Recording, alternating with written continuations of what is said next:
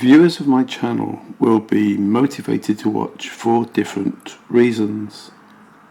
One such motivation might be to learn whether there have been some developments or changes in my targeting. Those with a particular interest in my downfall and are involved to whichever degree in this domestic torture program will want to know whether their goal or goals are working and if they personally or their organisation has anything to worry about. Are the police, for example, concerned to any significant degree?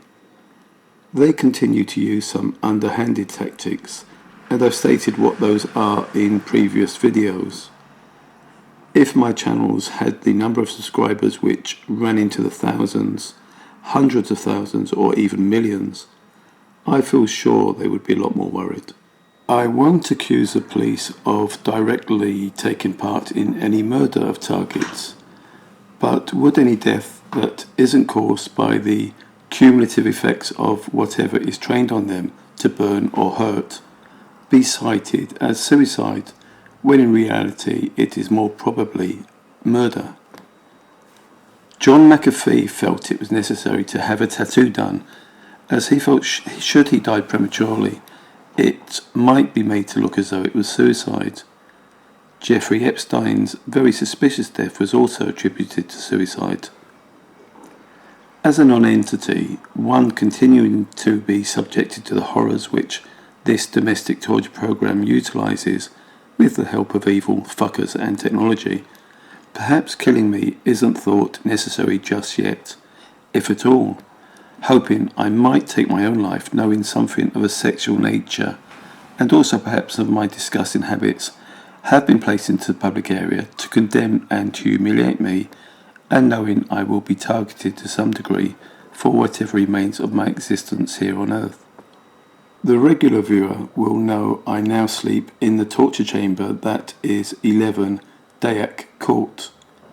The sanctuary, and it was a sanctuary compared to the flat, that was the Mazda Bongo, affectionately known as Bella, was my place of sleep for 7 years, but she was destroyed a few months ago, so my options are to sleep outside or in the flat.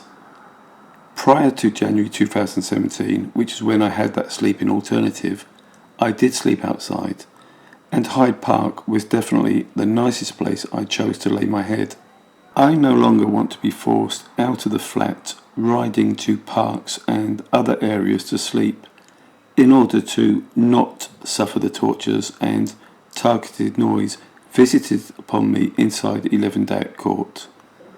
I will endure being invisibly harmed for as long as I need to, which leads me on to a new addition to the nightly burning as I lay on the top bunk of the bed on the balcony. This addition has been accompanying the burning for about a week. There's a continuous stream of tapping sounds hitting whichever ear is on the pillow. If I move my head or position, the tapping will recommence in the new position.